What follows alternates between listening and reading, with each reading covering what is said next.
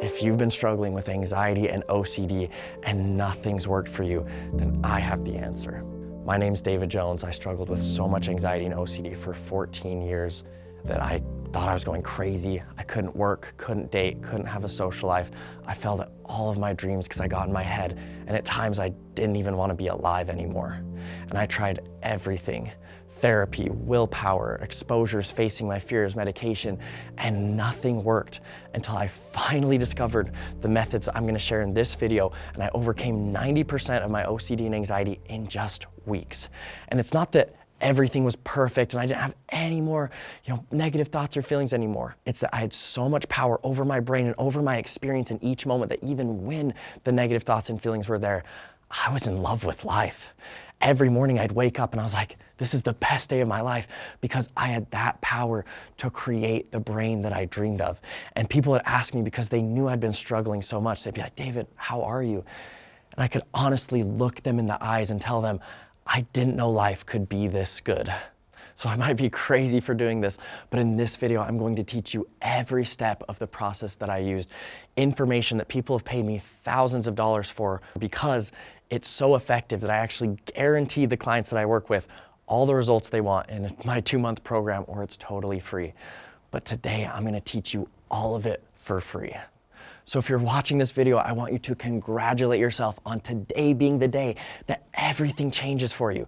Because even if nothing's worked and you've tried everything and it's been so discouraging because it just makes you feel more and more stuck when nothing works, these methods, they are the answer. And it hasn't just been for me. Cheyenne said, I'm writing this because it took me a long time to find the right help, and I can't hold the opportunity to share what actually works. And that's what David teaches. And like I said, I've tried it all, better than any therapy you could ever receive. McKenna said, I've been struggling with anxiety and depression for many years, and I've tried many different therapists. Nothing has helped as much as David. Those other counselors only teach coping mechanisms, but David has taught me how to heal. Brian said, I actually cried to my girlfriend telling her how much more helpful he was in healing, coping, and dealing with anxiety than a psychiatrist was. He's absolutely a God-sent individual to anyone struggling with anxiety, depression, or panic. Daniel, after just one session with him, he's done more than my psychologist done in 2 years. My anxiety is pretty much gone. Hannah, before joining this program, I tried talk therapy, ERP, ACT. Although these therapies taught great skills, they didn't totally free me. Well, David was exactly what I needed. His strategies and knowledge has helped empower me more than I have in a long time. The reason I'm sharing all of this for free is because God has blessed me so much in my life with teaching me the things that actually worked and made my life so incredible that it is my life's purpose and my obligation to share this with as many people as possible. And I was shocked that you don't really find this information anywhere else in the anxiety and OCD community. And I was so disappointed with what I learned in those places that I was like, I have to share this with everyone. Everyone needs to know this. So in this video, I'm going to teach you, 1, how to understand the psychology behind every thought and feeling so you actually know why it's happening and can gain power over it. 2, how to create the beliefs you want without needing any evidence, proof, feeling of certainty, without needing anything else in order to have that belief.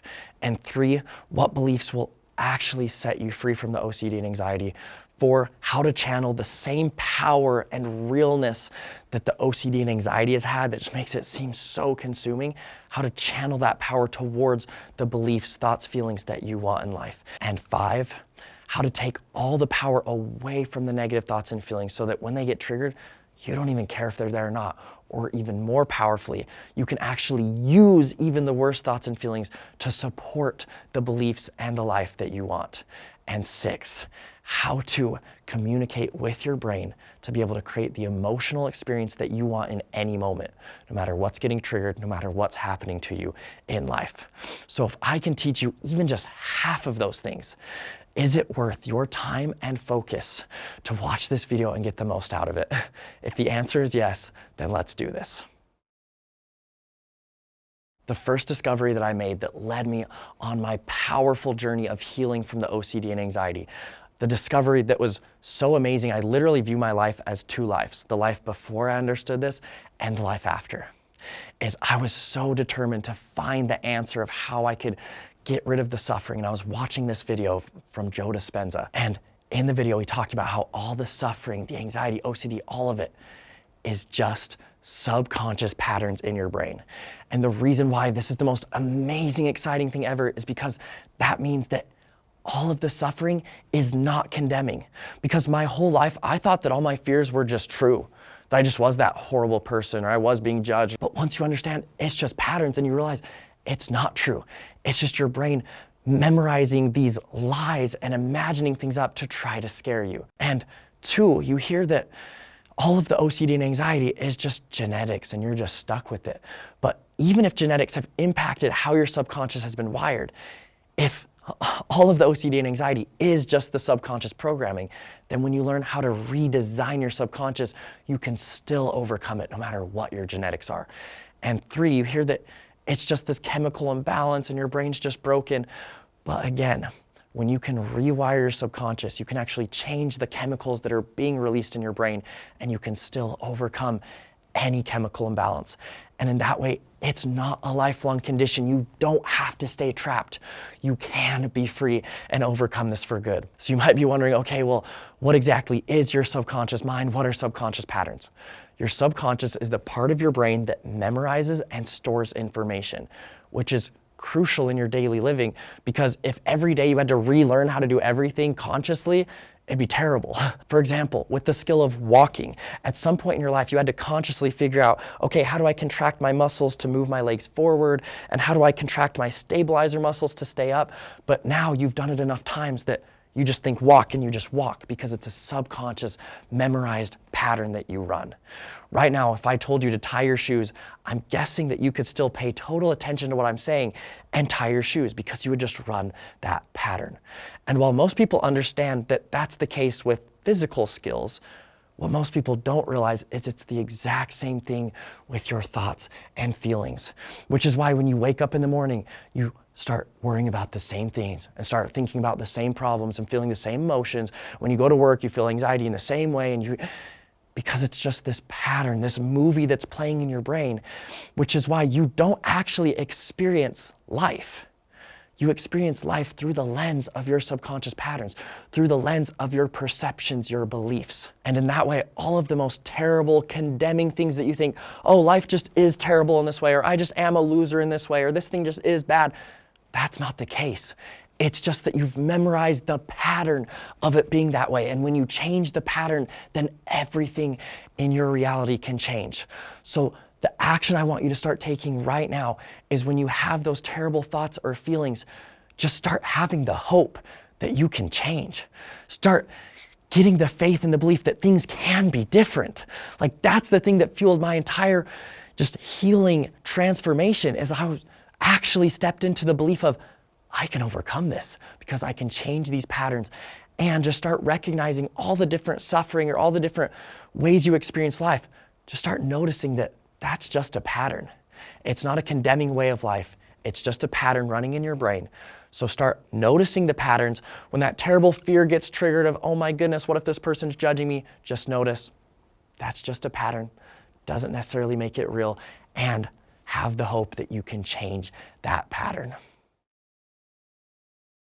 What if I told you you can know exactly what's causing every single thought and feeling that you experience in your anxiety and OCD? And that might sound crazy because it seems like such a confusing, chaotic thing.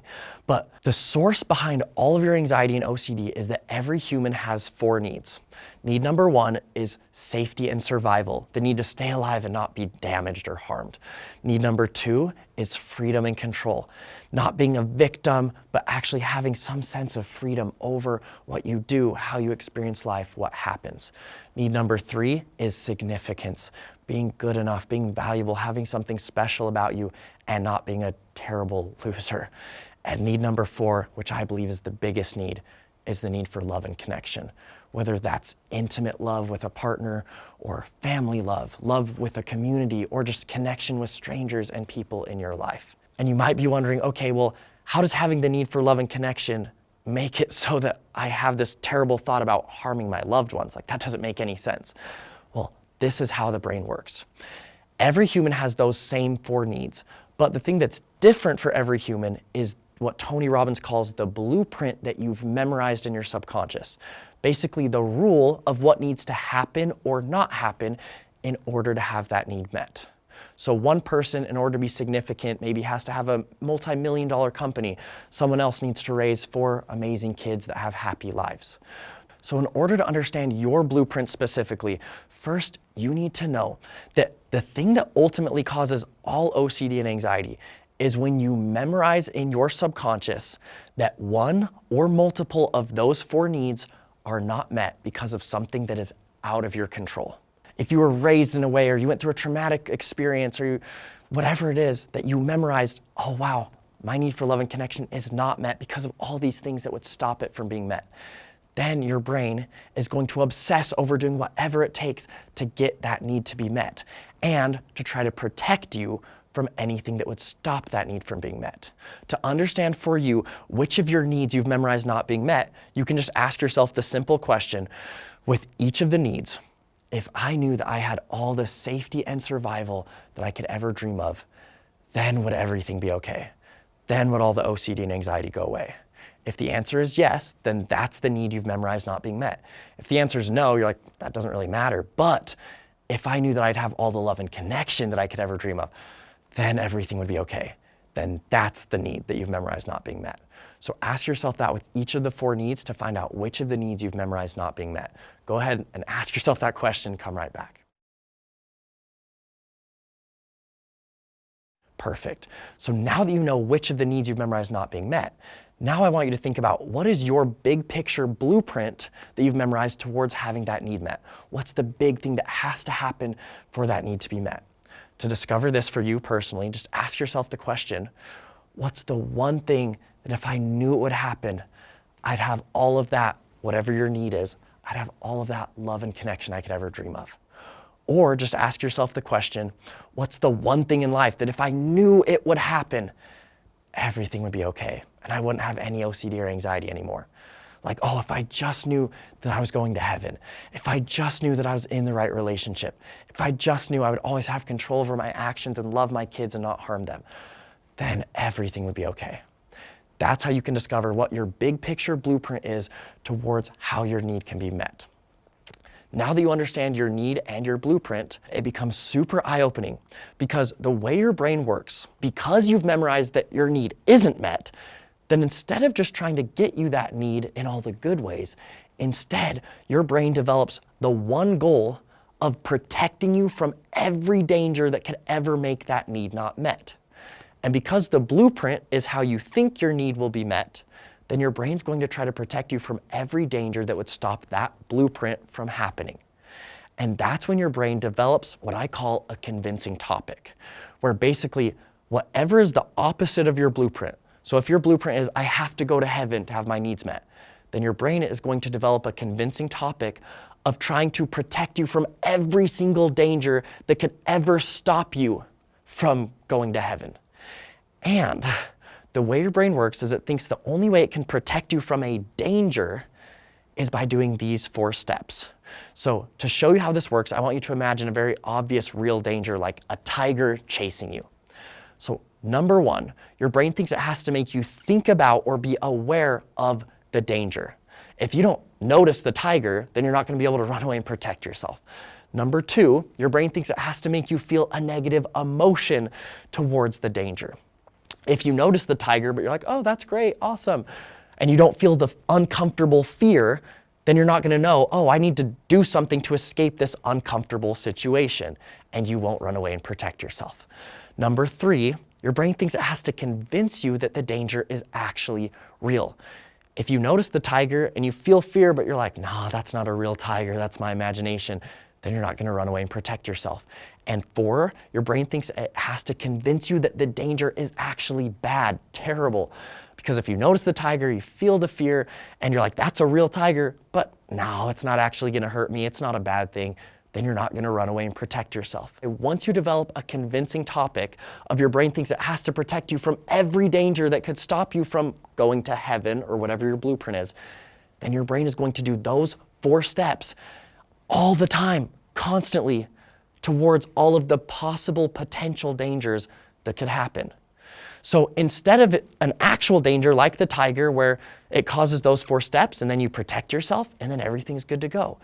Instead, because you've memorized in your subconscious that your need isn't met, and your brain's memorized the convincing topic of it has to protect you from every danger that can maybe even possibly kind of happen that would stop your blueprint from happening, then your brain's gonna always be making you think about, feel the negative emotion, convincing you it's real and convincing you it's bad towards all of the things that would stop your blueprint from happening, towards all of the dangers, even if they never would happen. And to show you how this works, wherever you are, I want you to look around you and look for everything you can find that's the color red. Look for red, find red, look for red, close your eyes. I want you to think of everything you can remember that's the color brown. Probably not very many things. So go ahead and open your eyes, and this time I want you to look for brown. Look for brown, find brown, look for brown, close your eyes. I'm guessing there are a lot more things you can find this time that are the color brown. So go ahead and open your eyes. And the reason I have you do this is to show you that whatever you're looking for, you're gonna find. Some of the things that you found that were brown were actually probably tan. And some of the things that you found that were red were probably pink or maroon. And it's because you wanted to find brown and red so much that you found it even when it wasn't there. So now take that and multiply it by 1,000 because your brain thinks it has to always only make you experience all of the dangers and make you think about them, feel them, convince you they're real, convince you they're bad. Your brain thinks it has to always, constantly be making you only experience all of those terrible things as if they're real, even if they're not, because it thinks that's the only way you can make sure you protect yourself from them. And in that way, you're going to only find the dangers even when they're not there. And your brain's going to distort reality to make it so that they always exist even when they don't.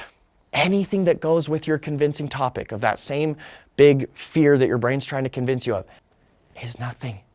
It's just your brain imagining up lies, trying to trick you, trying to scare you when it's not true at all. And one of the most powerful experiences that ever happened to me that showed me this is when I was really struggling with religious OCD and I kept going to the same religious leader with all these fears of what about this sin and what about this thing? And after the 6th or 7th time, I could tell he was kind of frustrated because he didn't know what to say to help me. And he was just like, David, when are you gonna stop listening to the lies from Satan? When are you gonna stop listening to the lies? The reason that this hit me so hard is because I realized every single fear I had gone to him with was all a lie. It's not like, oh, just this thing you need to know is a lie, but the rest were true. No, all of it. Everything that my brain told me about, I'm a terrible sinner because of this and this, everything was just a lie. Everything from your convincing topic means nothing real about yourself, your life, or your future. So in that way, who cares about the thoughts and feelings? So this is gonna sound kind of silly, but just for a second, I want you to imagine that there's a big old elephant in your room with you, just stomping around. Just imagine that for a second. I'm guessing when you imagine that, you didn't scream, you didn't yell, you didn't take your phone out and start taking pictures or run out of the room. Why? Why didn't you do any of those things? Because you knew it was just your imagination. Well, guess what? Now that you understand how the brain works with your convincing topic, that it's just your brain memorizing patterns and imagining up lies, then you can know that all of the fears, all of the worries with your convincing topic is no more real than that elephant. And in that way, all the suffering and the fears and the worrying that you've done, it's just imaginary elephants. It means nothing. And you might be saying, well, David, the feeling's the hardest part. It's the feeling that makes it seem so real. Okay, right now, if you wanted to, could you feel yourself wearing your shirt? Could you feel it on your stomach, your shoulders? Yeah, you could. That feeling is always there to you, but it never exists to us or matters at all about how we view our life. Well, now that you understand that all of the anxiety, all of the OCD is just because your brain's memorized a convincing topic that it has to convince you of something terrible that's not real to try to protect you, then all of the negative feelings, the shame, the anxiety, it's just chemical, physical sensations inside of you based on a lie. It means nothing about your life. All of the awful feelings are just really uncomfortable shirts. That's it. Because they have no more significance on your life than you feeling your shirt does. all of the suffering that you ever experience with the anxiety and OCD, it's just imaginary elephants and uncomfortable shirts. So I want you to actually take that in, because so often we hear, oh, anxiety and OCD is lying to you, but now that you understand why it's lying to you and you can actually see like that is the truth, then right now and the next time that anxious thought gets triggered of, oh no, what if I harm my kids? Or oh no, what about this sin? I want you to actually take it in, actually internalize that it's all just lying to you. It's just your imagination, like that's it. It literally means nothing. And if that's the truth, which it is, then what does that mean about your life? What does that mean about your future? How amazing is that? Like, how exciting and just freeing is that for you to understand now that it's actually all just a lie. It's just your brain imagining things up to try to scare you because it's memorized this danger that doesn't even exist. So it's not real. How amazing is that? So take that in and go live your life so much more free than you have been. What if I told you that you're just 1 or 2 beliefs away from being free from all of your OCD and anxiety? Because I want you to think about it right now. What's the 1 or 2 beliefs that if you actually believed it, not just you say you believe it or you wished it, but if it was real for you, if you actually had that confidence that it was true, that all the anxiety and OCD would go away. That, oh, if I could just actually believe that I have control over my actions and I'll never harm my kids. Or if I could just actually believe that I'm in the right relationship. Or if I could just actually believe that I'm going to have that relationship that I want and the love that I want. Or if I could just believe that I'm going to heaven, or whatever it is. Think about it. If you could believe that as the most real thing in your life, how much would that make it so even if the negative thought or feeling got triggered, it'd be like, who cares? If you actually believe that you're gonna have that dream relationship that you want, then even if you get rejected, or even if your brain makes you think of these insecurities or these reasons why you're not lovable, it's like, who cares? That literally means nothing if you believe and truly believe that big belief. And in that way, all you have to do is be able to create the beliefs you want, and you will be free from the OCD and the anxiety. But even though belief is so powerful, the way that it falls so short is that people view belief as a feeling that you have to get. And that is why they try to prove it, and they try to analyze, and they try to force, and they try to somehow do something in their brain to get that feeling of certainty towards that belief. And that's what causes all the anxiety and the OCD. So what if instead of viewing belief as a feeling you have to get, what if you could start viewing belief as a decision that you can make, as something that you can choose to do, that I'm choosing to carry out that belief in my mind. I'm deciding to view this thing as real because I want to view it as real, not because I can prove it, or I have evidence, or I can feel it or think it in a certain way. Because the reason you can actually do this is people think that they just have thoughts and all thoughts are the same. But that's not true. You have 2 types of thoughts. You have thoughts that happen to you from your subconscious, and you have thoughts that you consciously do, or in my belief, at a soul level, you can actually do those thoughts. The more that you separate your conscious soul level thoughts from the subconscious thoughts down here, the more you separate those of how you view your brain, the more that you have power over those subconscious thoughts. Mo Gadot talks about that voice in your head of the negative, worried thoughts. The reason that it's a voice that speaks to you is because it's not you. Think about it. If you got rid of everything in the room around you, or even got rid of the room so it was just you floating in space, would you still exist and would you still be you? Yes. So obviously you are more than everything outside of you. But also, what if you got rid of all of your thoughts, so just a clear mind? Or you got rid of all of your feelings, so just emotionless. Would you still be you and would you still exist? Yes. So in that way, you are also so much more than your thoughts and feelings that happen to you. You are a soul, you are something so much bigger. And in that way, you can have so much power over your subconscious. Another thing I need you to understand is you can't control your subconscious.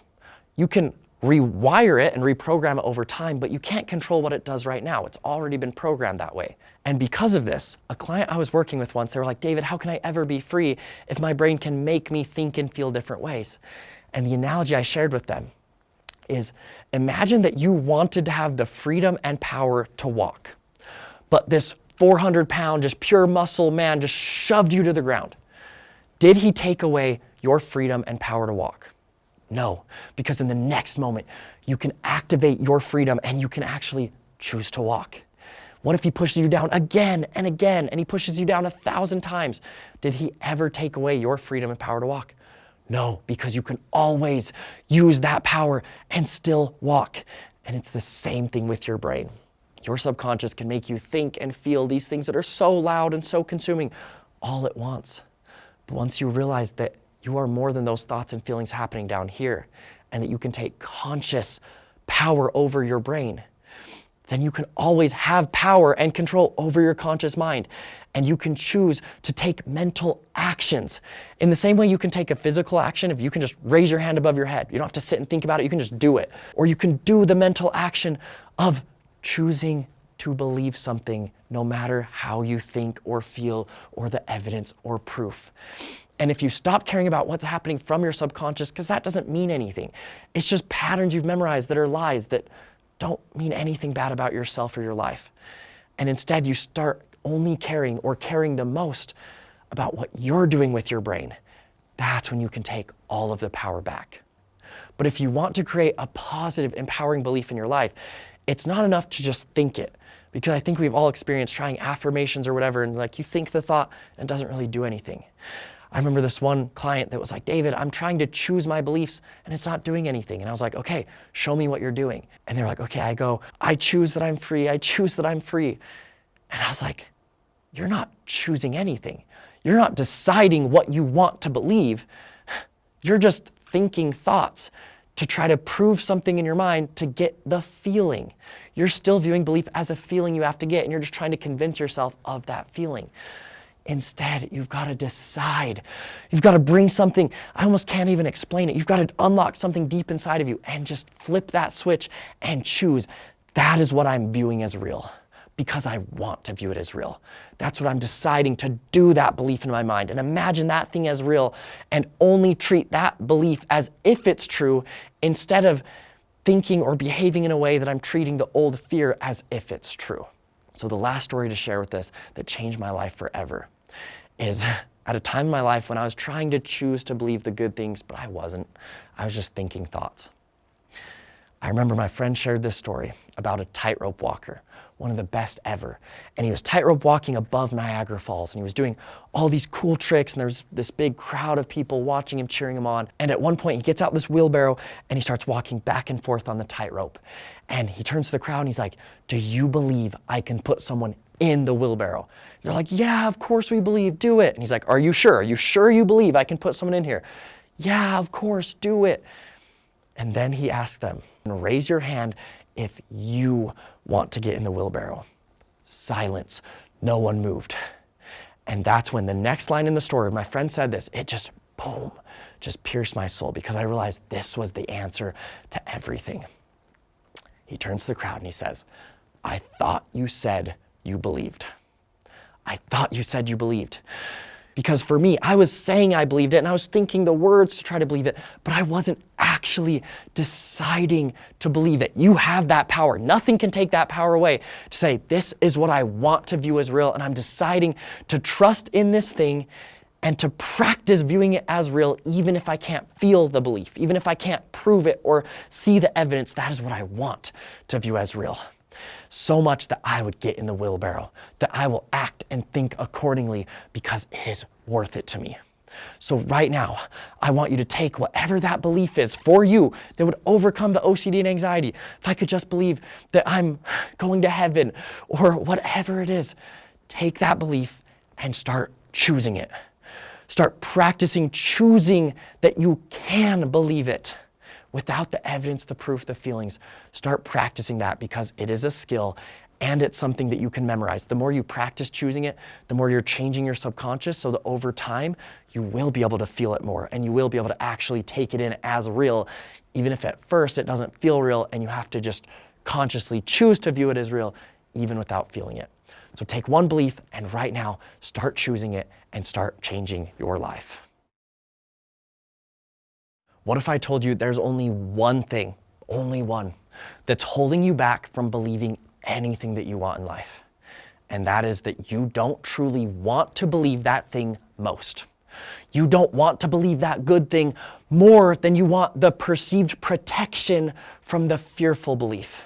Because you think, or your brain thinks, that by worrying about something or analyzing or proving or trying to force something, that that's somehow going to protect you and meet your needs. And so if you actually want that protection more than you want to just trust and just choose to believe that good belief, then yeah, you're not going to have the good belief. So all you have to do, and I've been shocked by this because so many times in my life when I've been struggling with something and I've been fighting my thoughts and I've been trying to, and then I get to the point where I'm like, you know what? I'm done. It is worth it for me. It is worth it to actually choose that I want to believe this thing, not because I can prove it or feel it or anything else, but because I want to believe it most. My life will be better off by believing this good belief than by worrying and doing all of those other things. And as soon as I actually decide it, not just kind of think it, but decide it, actually at a gut level internalize that, yes, that is what I want most, boom, it clicks. One of my worst themes of OCD and anxiety was the fear of having sweat marks, because I thought if I have a sweat mark and anyone sees it, I'll be this disgusting loser outcast and I'll tell everyone and all this stuff. And I struggled with that for years. And I tried all these things of, oh, people don't really care, and oh, I'm gonna imagine that I'm not sweating, and it helped a little bit, but it never truly worked until finally I got to the point where I was like, you know what? I would rather have a life where I am my most confident, free social self, and I believe that I'm free from sweat, and I believe that that's not even a thing anymore. I'm just free. I would rather believe that than worry about the sweat marks or avoid having sweat marks and avoid those being seen by people. I would rather have that good belief than the perceived protection of all the worry. And when I made that decision, from now on, I'm going to treat it accordingly. Boom. Literally from that point forward, I was free. And it doesn't mean the thought never happened, but even when the thought would kind of get triggered of, oh, what about the sweat? I'd be like, well, who cares? Because it is worth it for me to believe this good thing. Because the only reason why your brain is causing all those negative thoughts and feelings is because it thinks that's what's best for you. It thinks that's, in a sense, what you want most. So if you can actually internalize that, no matter what protection that is or isn't giving me, I don't care. I actually want this good belief more than I want my convincing topic of that fear. Then your brain will automatically get on board because it'll be like, oh yeah, that good belief is the best way to meet our needs and protect ourselves. And then your subconscious will start supporting you, and it will start giving that same power that it's been giving to the fears, the anxiety and OCD. It will give that same power to the belief and the experience that you want in life. And in order to make this decision that you want that new belief most, there are two things you're going to probably need to take in. And that is that by choosing that new belief, that's going to be the best thing for you. That's going to best get you what you want in your life internally, and second, externally, which is absolutely the case for everything. Think about it. Every time that you choose to believe something and you say, I don't care what I'm thinking, feeling, I don't care what the evidence is, it is worth it for me to believe this thing, so I choose to believe it. Every time you do that, you're taking power away from the old subconscious patterns, taking power away from your subconscious mind, and you're giving all the power to your soul, to your conscious mind, to have power over your life. Every time you practice choosing a belief, you are becoming more powerful, and you are gaining control over your experience, so that then in the future, you can actually create the experience you want in any moment. I remember one time I got rejected by 6 girls in one night because I had to find a date for a double date. And I got turned down 6 times. And in the past, that would have destroyed me. But because I had practiced the power of choosing the beliefs I wanted, then even when that happened, I was like, who cares? I still can actually choose to view my reality as I'm so loved, and I will have love, and I'm so confident, and I'm so deserving of love. And I was able to make that real for me because I had practiced choosing my beliefs so many times that I developed that skill. It's a skill. Second, the more you choose something, the more you memorize it in your brain. I remember one time I was back in college and I got this text from a girl rejecting me. And in the past, getting rejected would have caused all the terrible thoughts and feelings, and it would have been awful. But in that moment, I remember my brain almost started to go to all those awful thoughts and feelings, and instead, boom, I was just filled with this confidence, this feeling like I was loved, and I was gonna have my dreams come true, and I was all these amazing things. And it was so automatic. And it's because I had practiced choosing the belief I wanted, no matter the thoughts, feelings, evidence. I had practiced it so many times that I'd actually rewired my subconscious so that the most automatic, the most programmed pattern in my brain was now the positive beliefs. So my brain automatically started experiencing life through those new beliefs, through those patterns. I'd be like, I don't care how I think, I don't care how I feel, I don't care what happens to me. The only thing that I see is the beliefs that I'm choosing. Because I understood that whatever I chose to believe right now in this moment, even if I couldn't feel it and even if it felt like I wasn't believing it, if I decided that I wanted to believe it, then that was memorizing it in my brain a little bit more. So that in the future, maybe in 2 minutes, maybe in 2 months, but at some point, it would be memorized, and then I would be able to experience the life that I dreamed of through those new beliefs. Just by choosing to believe something, that's the best way to have it externally. Ultimately, the life that you can create externally comes down to who you become internally. So just think about it. If the external life you want is, I want a certain social life, for example, what's gonna best get you that social life? You going, oh, what if they judge me? And what if I'm a loser? And what about this flaw? And oh, I have to not feel this anxiety and I have to know what to say. That, or saying, I don't care if people judge me, I don't care what thoughts and feelings I have, I don't care any of that. On top of all of that, I choose to believe that I just want to be my most fun, social, free, confident self. And I want to believe that people love me. I want to believe that I am confident and that I'm free from this. And I choose to view reality through that new lens, no matter what the thoughts and feelings are. Which one is going to help you get the social life that you want? Number 2. Because for me, I didn't have the social life I wanted. I was awkward. I didn't know how to flirt or talk to girls. But because I understood the power of choice, then I just started choosing. I can talk to anyone. I can carry any conversation. I, just love talking to people, and I'm my most extroverted person in the world, and all these things. And I started choosing those and choosing to believe them as if they were real. And because I made those so real inside of me, no matter what the thoughts and feelings were saying, I stepped into those inside of me. Because of that, I started becoming the person that could be my most social self and that could access all the social skills I did have already, that could then develop more social skills, and that was open to learning new, when I say this, that actually connects with people more. And I can watch this video from Charisma on Command and learn how to become more social and how to carry a conversation, how to be funny and all these things. And it allowed me to transform my social life so fast, literally in weeks. From when I was in high school, my friends were like, oh, he's shy, awkward, can't talk to girls. And as soon as I started college, like weeks later, my college friends were like, oh, one of the most outgoing guys I know, like flirts too much, just loves talking to people. You can make that same change in your life with whatever externally it is that you want. And even if the external thing is trying to avoid something bad, the truth is nothing can make you harm your kid. Like that's just the truth. You're just not gonna do that. But on top of that, what's gonna make it even more certain that you always have control over your actions and always love your child instead of harming them?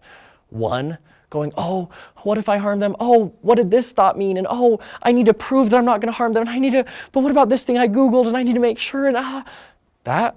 Or 2, saying, I don't care what thoughts and feelings there are. I don't care what my brain tells me, because I choose to believe that I always love my kids. And I have so much control over my actions, and I'm so free from this. And I will always just love them. That's it. That's just how it is. No matter what thoughts and feelings, no matter what evidence there is, that is just true. So just by choosing to make something real, as if it's already real, this is powerful too. Just to show you visually real quick. The mistake people make so often is they try to change and become something else. So they wake up in the morning and they go, how can I be free from anxiety? How can I not be judged? How can I be more socially skilled? How can I get over here? But the more that you tell your brain, I have to do something to get over here, the more that's actually telling your brain, I'm over here. That's where I am, and that's why I'm trying to changing it over there. So instead, you want to start choosing to view reality as if you're already over here. So you wake up in the morning and you go, wow, I'm so free from all the negative thoughts and feelings. I have so much power in my brain. That's already real. I'm already that version of myself. Or that's already my reality and the way that I want to view reality. Or that's just the future that I'm trusting in so much that it's as if it's already real, because that's the way I want to view it. You can actually tell your brain, this must be true because I'm viewing life and behaving as if it's already true instead of as if I have to change and somehow make it true. And in that way, you can actually teach your brain to experience reality and to become memorized as if that is already your reality. And the last thing to add on top of this, when it comes to choosing a new belief and deciding you want it most, is you want to choose a belief, not a belief that fights against the fear, but instead a belief that overcomes it. So if your brain's like, oh, this person's judging me, what if they're judging me? Instead of choosing the belief of, no, they're not judging me, because then you just fight and you argue with your brain and it makes things worse. Instead, ask yourself the question, what belief could I choose to believe that would make it so that none of the specifics in this moment matter at all, right? So for example, if I just choose to believe that I'm so loved by so many people and I'm just my most confident self and I care so much more about being confident than about not being judged in the moment. If that's the belief I'm choosing, then in that way, when your brain says, what if this person's judging me? Then it's like, great. That literally has no significance in my life because I'm choosing to believe that so many people love me that I care more about being my most confident self than I do about anything in that moment. And in that way, you can actually become free from the anxious OCD thoughts and feelings instead of trying to fight against them. So right now, actually think of whatever that main fear is that's always getting triggered, think of a belief that would overcome it. That would make it so none of that even matters if you can actually believe that belief that's on top of it. And then start choosing to believe it, choose to view it as real by ultimately deciding that you want to view it as real the most, that it's worth it to you. Not because you can prove it or feel it, but because life will be so much better and you will be able to create the internal and external reality that you want so much more just by choosing to view that thing as real more than by trying to prove or worry or do any of those things. So choose that overcoming belief and start deciding that you want it most right now. Right now, actually practice doing that and you will unlock a power inside of you that you never thought existed once you can actually internalize that you want that new belief most. So go ahead and do it and change everything. I'm gonna say something that you're gonna think is crazy. You're gonna be like, what is he talking about? Get him out of here. So let me explain. You have never suffered from a negative thought or feeling. You have never suffered from an anxious or OCD thought or feeling, because instead you have actually suffered from the meaning that you've given to the thoughts and feelings. Because thoughts and feelings themselves, they're just words or images in your mind. They're just chemicals flowing through your body. Like, why would that make you suffer? But when you have that image in your mind and you give it the meaning of, that means I'm gonna do this terrible thing, or that means this awful thing is gonna happen, or when you feel that anxious feeling and you go, that means I'm gonna be stuck in this terrible feeling forever, or that means that awful thing is true. That's what makes you suffer. And to show you just how true this is, I want you to imagine that you find a genie that's going to heal you from all the OCD and anxiety and make all of your dreams come true, like everything you want in life. But it's only going to do that on one condition.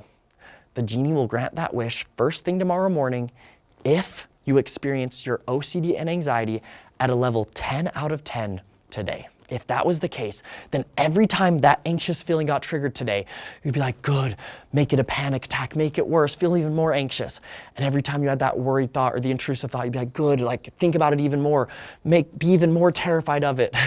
And the very thoughts and feelings that are the worst thing in the world to you, that you want more than anything to get rid of, they would become the most exciting, incredible blessing ever to you.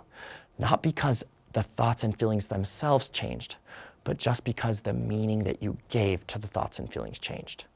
So what if you could change the meaning of your thoughts and feelings in the same way without needing an imaginary genie? That's what you have the power to do.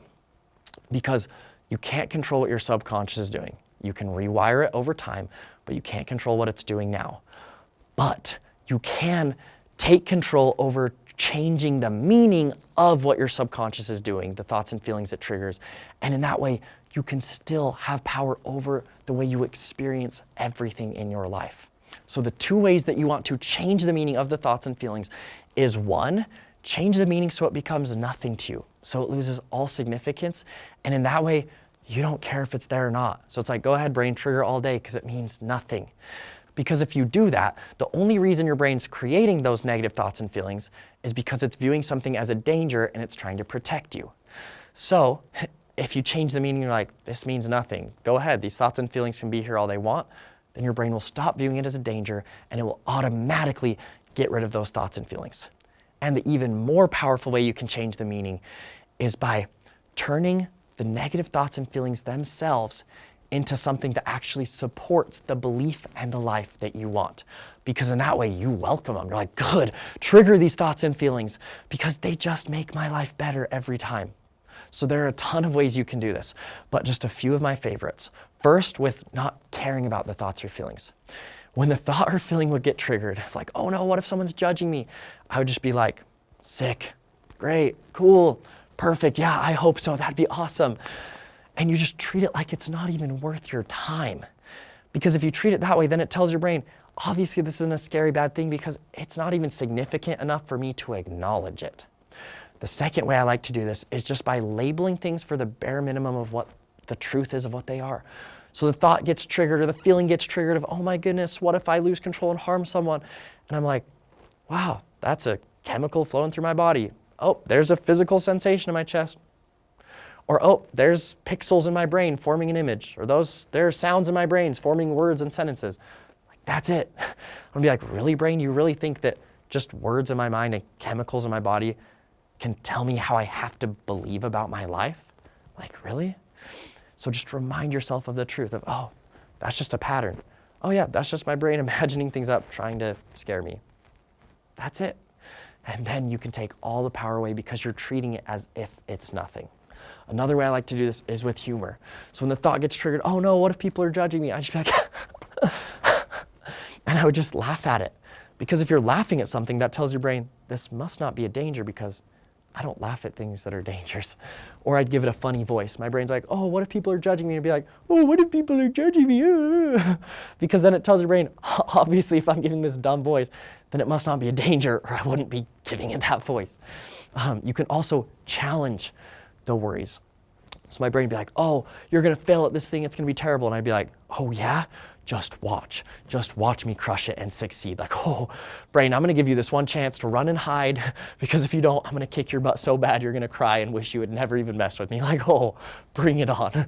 Because that tells your brain, obviously it isn't this scary, terrible thing because I'm just destroying it. I'm taking all of its power away.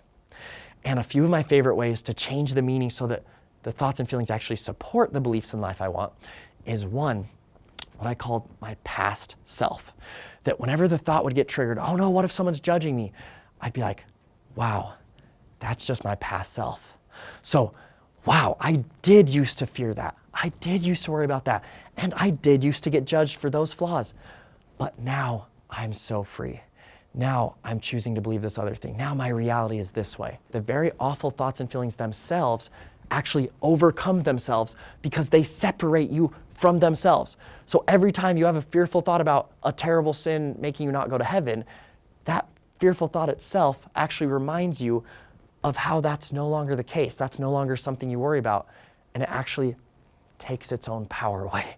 Do you see how amazing that is, right? Another way I love to do this is what I call the ultimate hack of anxiety. Because basically, whenever a negative feeling would get triggered, I realized that everything from my convincing topic, everything from the anxiety and OCD was my brain lying to me. It was my brain imagining things up to try to protect me. So in that way, anything that had that negative emotion with it, instead of viewing the negative emotion as proof that that bad thing is true, instead I used it as a warning that I was about to believe a lie. So if I had this worried thought of people judging me and then I felt anxiety, I'd be like, oh, thank you, brain. Like, you have my back. Yep, you're warning me with this anxiety that I was about to believe that lie that people are judging me. But instead, anything from that fearful belief my brain's always telling me is just a lie, which means this anxiety is actually just a reminder that the truth is they're not judging me. The truth is I'm loved, and I want to believe that more than I want those fearful thoughts. And something that goes right along with that is just viewing any negative thought or feeling as a reminder of what you want more, the belief you care more about having in your life more than the fears. So for example, a client I was working with had all these fearful thoughts about sins that they'd committed in their past and that condemning them forever. And I said, okay, every time your brain reminds you of that sin, use it as a reminder that you want to have faith in Jesus and you want to trust in him and just be on fire for Jesus more than you care about getting rid of that sin from your past. So now it's like, go ahead, brain, trigger that fear about my sin all you want, because every time you do, I just become more on fire for Jesus and I just trust in him and have even more faith and gratitude that he redeemed me from that sin. So that way, it just makes you more free. Or you can use the negative thoughts and feelings as a wake-up call or a growth phase. Because for me, I understood that my healing, my changing my brain, it would go like this, ups and downs. So I just expected those hard moments. And when they happened, instead of going, oh my goodness, today was just such a terrible day, instead I was like, good, today is a growth phase day. Because you don't create breakthroughs when things are easy and just happening naturally. No, you create breakthroughs when things are hard and it forces you to somehow figure things out. And the way I viewed it was, if I can still trust and choose to believe this good thing instead of giving in to the fears, if I can do that even when the anxiety and OCD is just raging at me, then just think of how easily I'll be able to do it all the other times. Just think of how powerful I'll be able to become if I can still choose to trust that good belief, even when things are at their very worst. And in that way, the worse things got, the better opportunity to heal it was.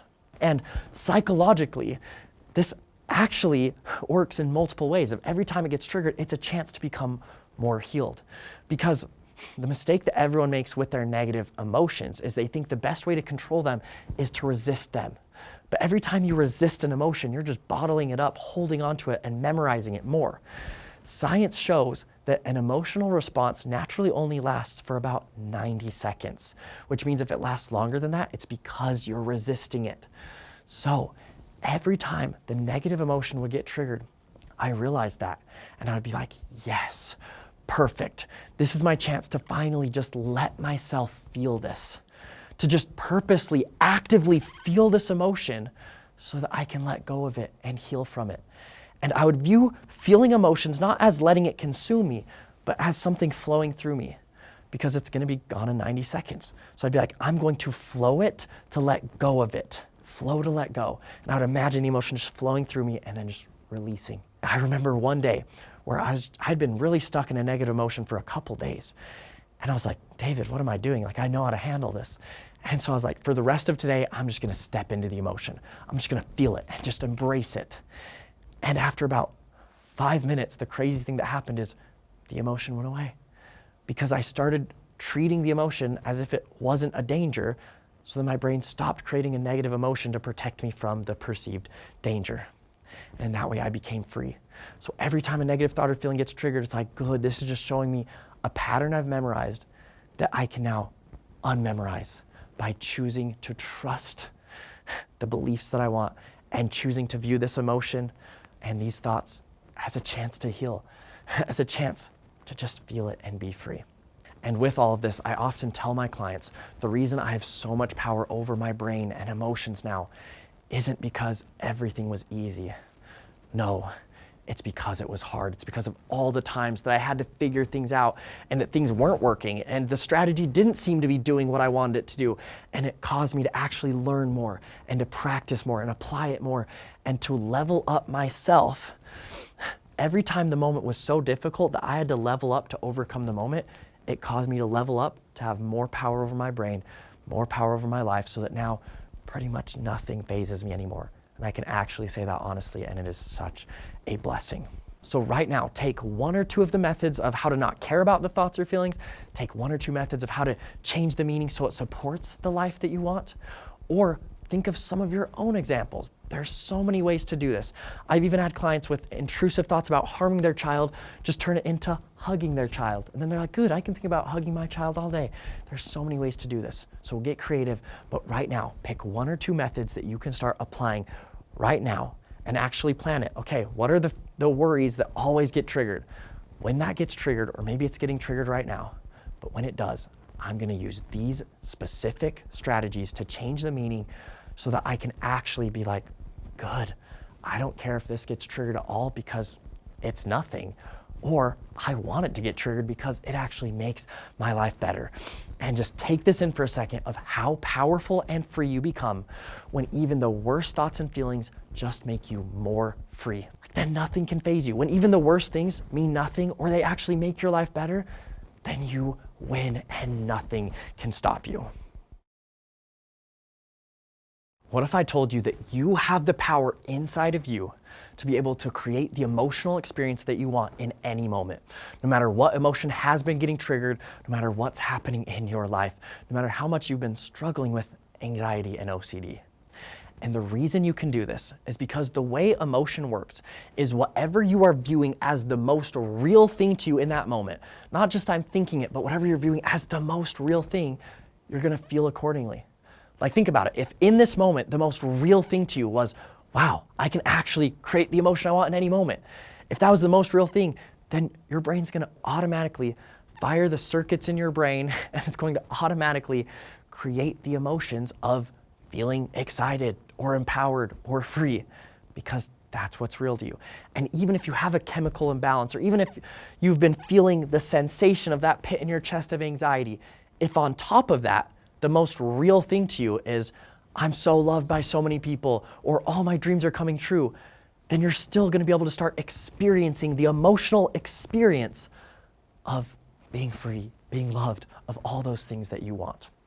So in order to make something the most real to you in that moment, there's only one thing you have to do.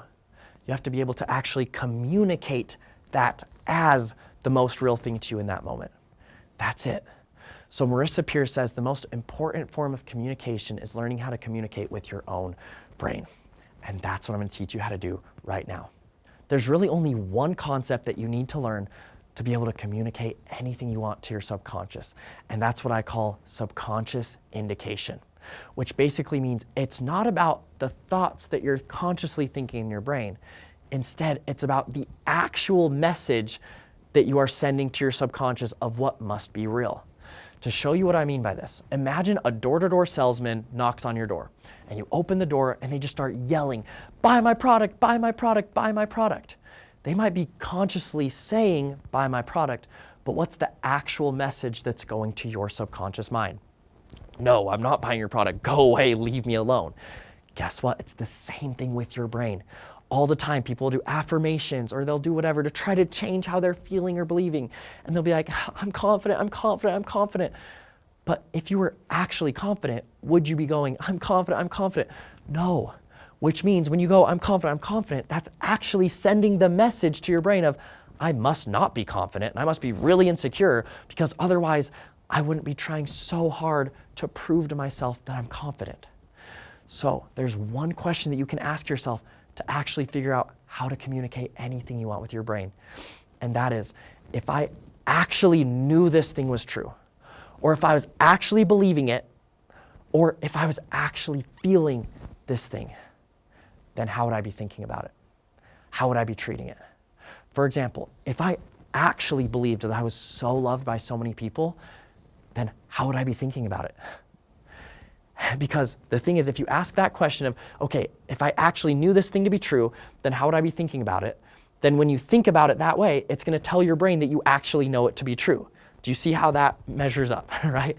So in that way, your subconscious will actually come up with the answers of what you need to do to get it on board with the beliefs you want, of what you need to do to actually get it to think and view whatever you want as the most real thing in your life.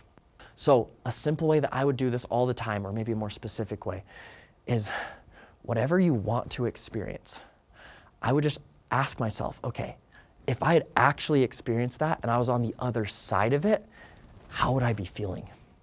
And then I would imagine feeling that way, and I would step into that emotion.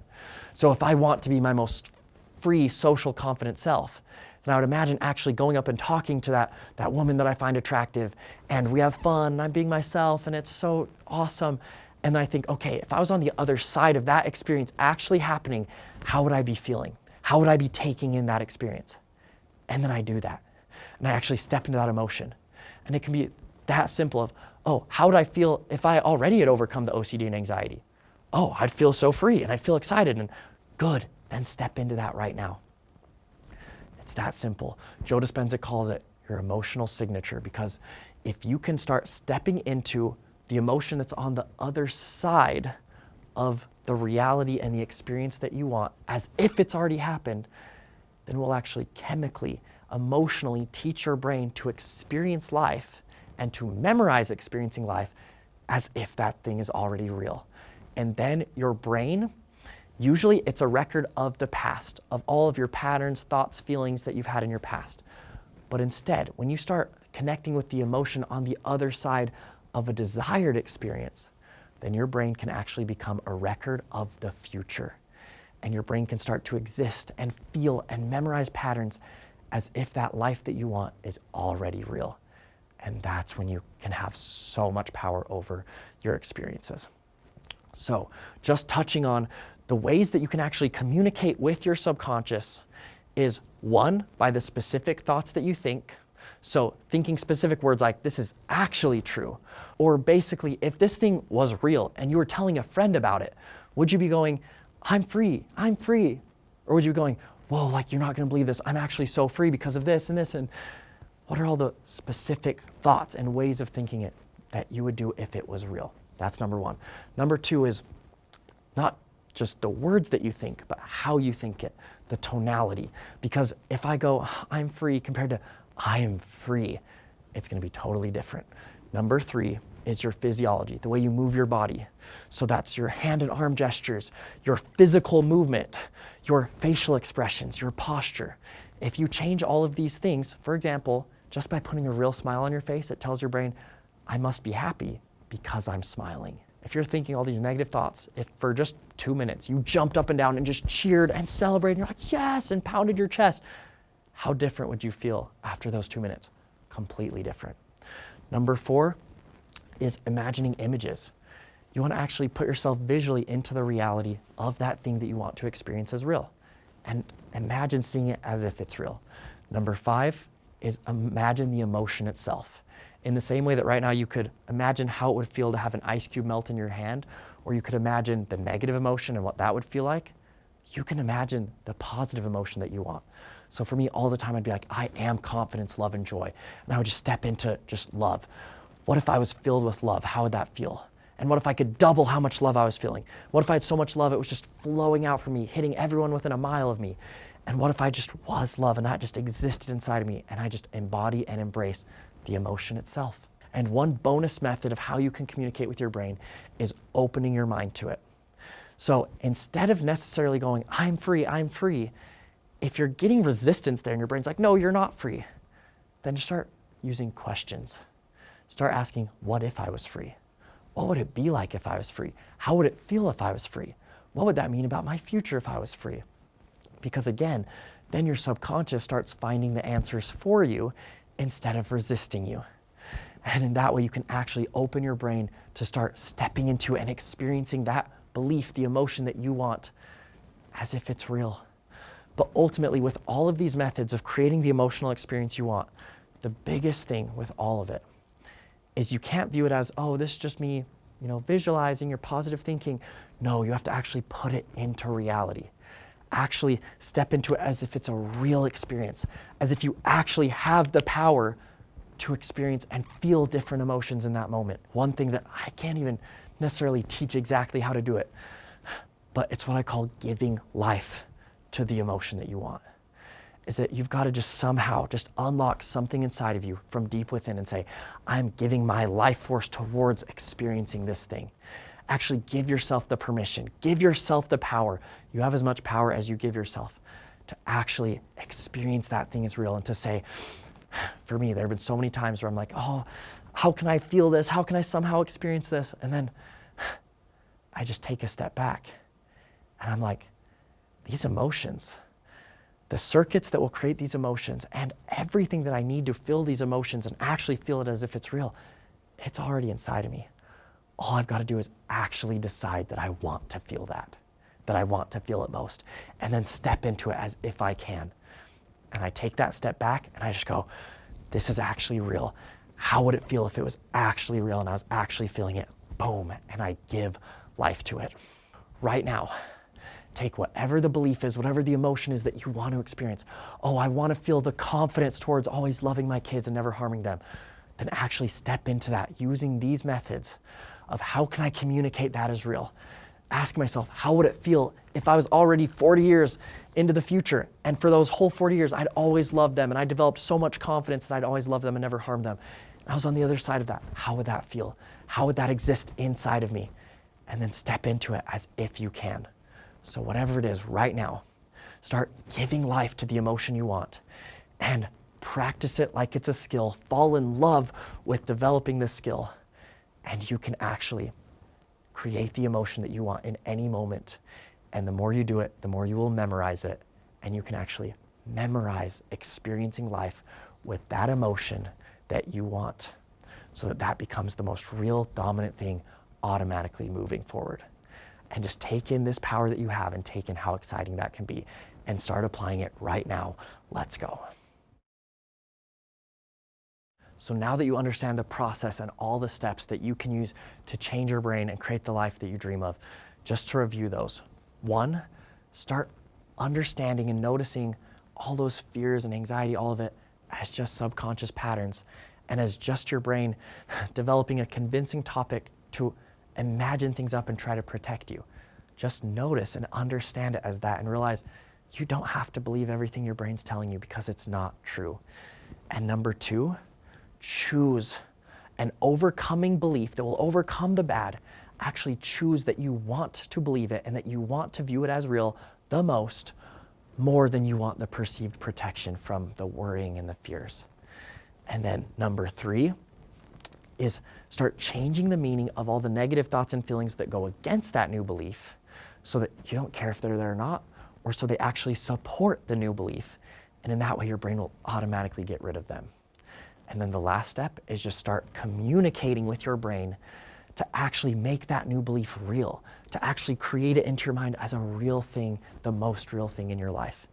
That's it. So to make it even simpler is just choose the new belief that you want, no matter what thoughts and feelings are happening, and then anything that goes against it, change the meaning so it's nothing or so it supports that belief. And just keep doing that. That's it. And I need you to fall in love with this process, because a mistake that I see people make is they learn the information and then they don't do anything with it. They don't practice it, and they wait until a super difficult moment where the anxiety and OCD is really getting triggered, and then they try to use what they learned to somehow change things. But that would be like if Steph Curry, the best three-point shooter of all time, if he taught you everything you need to know about how to shoot a three-pointer, but you never practice, so you've never actually shot a three-pointer, and then they throw you into a game, you're gonna miss every three-pointer you took, even though you learned everything you needed to know because you didn't practice it. So the reason why I was able to overcome so much of my anxiety and OCD so fast, like in a way that I was shocked. I was like, I don't even believe this is happening. It's because I fell in love with this process. I did what I call immersion. I immersed myself into it.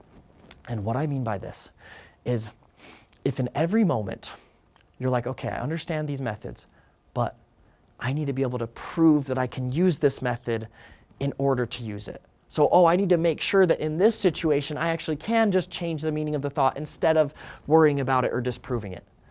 If in each moment you're needing to prove or feel something or get evidence in order to apply the methods, then you're not applying them at all. And it takes so much of the power away. So instead, you need to pre-decide. Decide right now. I remember I was in the parking lot behind my apartment when I was first learning all this stuff, and I was like, okay, I understand the power of if I just choose to believe these new things and to communicate them and to change the meaning of the thought so they're nothing and I don't care about them, like I can do this and it will change how I'm experiencing life in this moment. But will that actually get me the life I want? What if then I can't protect myself? What if then I can't make sure the thing is real? But what I realized is just by choosing and giving life to the good, like we talked about, that's the best way to make it real inside of you, to memorize it inside of you, and to create it real outside of you. That was actually the best way to have the life I dreamed of wasn't by sitting and proving, oh, can I apply this? Can I do this? No, it was by deciding right now, from now on, I'm just going to immerse myself. Every time, all the time, I'm just going to be applying these methods as much as I can because it's worth it, because that is the best way to create the life that I dream of. And I'm going to just keep applying the process. I remember this one time I was listening to a speaker and he said, do you want me to tell you one word that guarantees success? And I was like, what? Like, there's no way. Like, what is the word? And he said, the word is until. And he asked us, if I were to get a heads and tails coin, and what are the odds that I could flip that coin and get it to land heads 10 times in a row? And we were like, oh, like 1 in a billion, like so small. And he said, no, the odds are 100% if you flip the coin until you get heads 10 times in a row.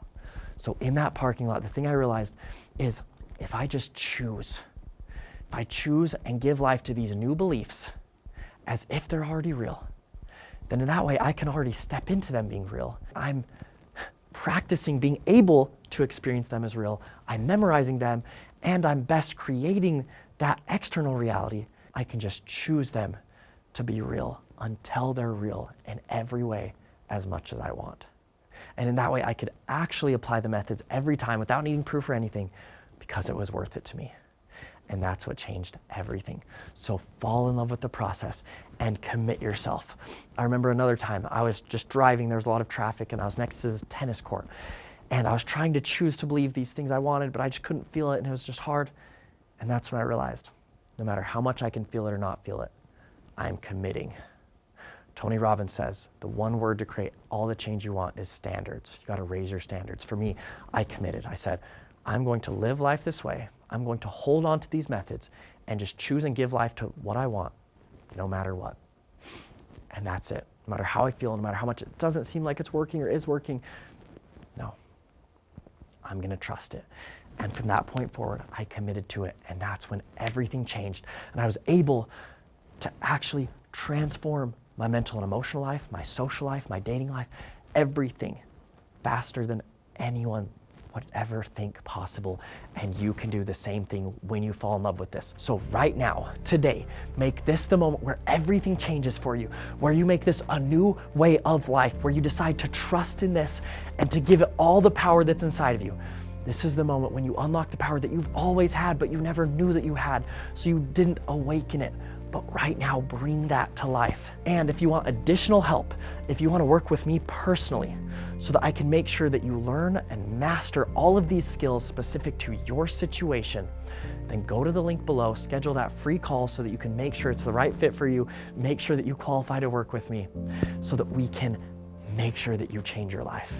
Again, I'm so confident that these methods work that I guarantee my clients the results they want in the 2-month program, or it's free. Because it's just how the brain works, and we just have to get it so that you can actually work it that way in your brain.